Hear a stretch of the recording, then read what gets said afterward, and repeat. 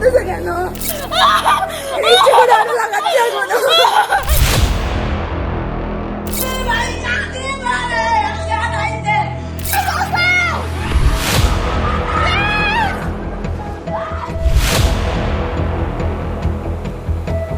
याद रखना नरेंद्र मोदी जी, एक दिन ये जनता तुम्हारे प्रधानमंत्री निवास पे घुस जाएगी, कब्जा कर लेगी।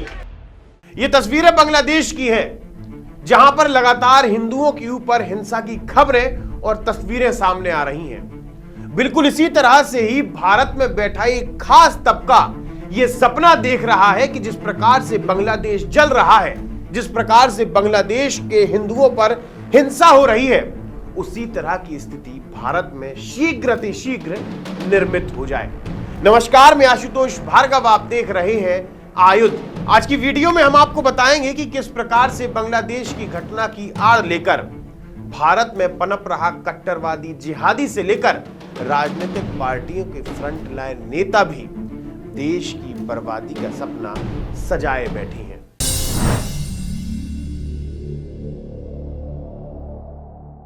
पिछले 3 दिनों से लगातार हम आपको बता रहे हैं कि किस प्रकार से भारत में रहने वाला कट्टरवादी जिहादी अपनी आंखों में देश में तख्ता पलट का सपना लिए घूम रहा है, इंतजार कर रहा है। आपने देखा कि किस प्रकार से बांग्लादेश में आंदोलन कर रहे लोग शासकीय भवनों को घेर रहे हैं, उन पर कब्जा कर रहे हैं।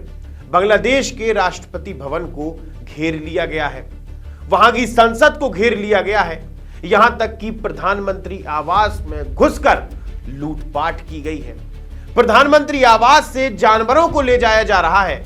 पूर्व प्रधानमंत्री शेख हसीना की रोजमर्रे की दैनिक उपयोगी सामग्रियों को उठाकर ले जाया जा रहा है, उन्हें हड़पने की कोशिश की जा रही है।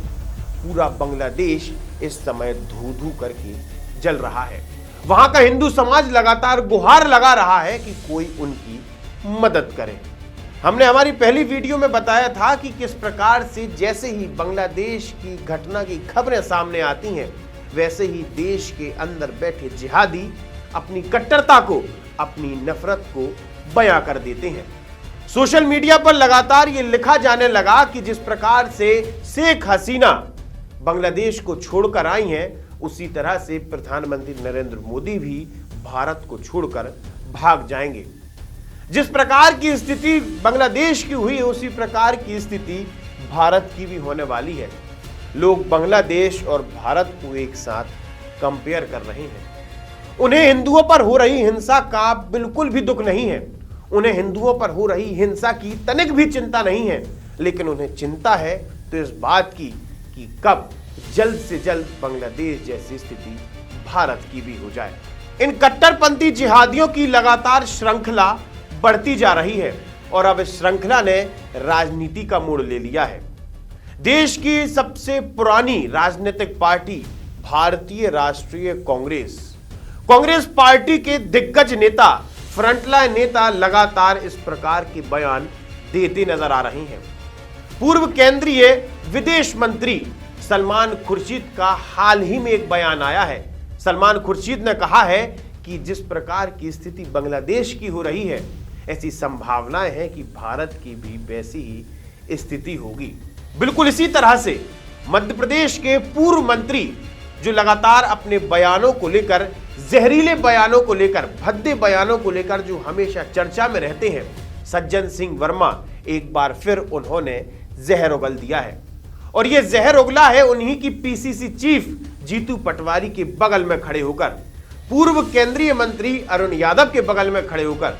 सज्जन सिंह वर्मा ने कहा है कि जिस प्रकार से श्रीलंका और बांग्लादेश की स्थिति हुई है, उसी तरह से दिल्ली में भारत के प्रधानमंत्री निवास को भी लूटा जाएगा।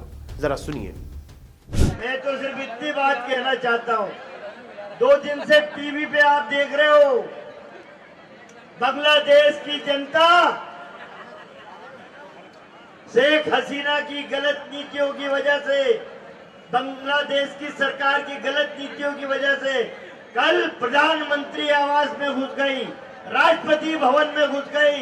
याद रखना नरेंद्र मोदी जी, एक दिन ये जनता जितने सड़क पे हिलोरे ले रही है, एक दिन तुम्हारी गलत नीतियों से तुम्हारे प्रधानमंत्री निवास में घुस जाएगी, कब्जा कर लेगी। अभी श्रीलंका में हुआ, पहले श्रीलंका में जनता प्रधानमंत्री के घर में घुसी, अब बांग्लादेश में घुसी। अब भारत का नंबर है तो साथियों में लगभग पिछले 2 महीने से बांग्लादेश की स्थिति नर्म गर्म बनी हुई है, लेकिन उस समय किसी भी व्यक्ति का एक छोटा सा बयान सामने नहीं आया, किसी की एक प्रतिक्रिया सामने नहीं आई। लेकिन जैसे ही बांग्लादेश धू-धू करके जलने लगा, बांग्लादेश से हिंदुओं पर हो रही अत्याचार, हिंदुओं पर हो रही हिंसा की खबरें सामने आने लगी, वैसे ही भारत में बैठा एक कट्टरपंथी जिहादी वर्ग, एक लिबरल वर्ग, एक राजनीतिक तबका देश की दुर्गति के सपने सजाने लगा। जिस समय सज्जन सिंह वर्मा ने यह बयान दिया, उस समय कांग्रेस पार्टी का एक बड़ा प्रदर्शन चल रहा था। उस समय सज्जन सिंह वर्मा के बगल में पीसीसी चीफ मौजूद थे, उस समय सज्जन सिंह वर्मा के साथ में पूर्व केंद्रीय मंत्री मौजूद थे। इस बात से यह स्पष्ट नजर आता है कि कांग्रेस पार्टी के नेताओं का स्तर कितना गिरा हुआ है। इस बात को बोलने में मुझे इतना सा भी संकोच नहीं है, क्योंकि ये देश की बात है, ये किसी प्रकार की राजनीति नहीं चल रही, बल्कि आप देश में कट्टरपंथी जिहादियों द्वारा देश के प्रधानमंत्री आवास को लूटने की बात कर रहे हैं।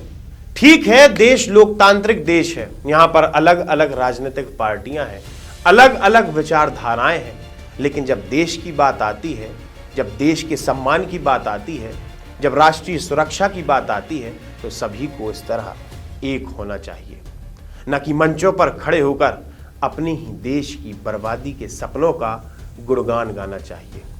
ये सलाह कांग्रेस पार्टी को है कि अभी भी समय है, थोड़ा सा सुधरिए, अभी भी समय है, अपनी स्तर को बढ़ाइए।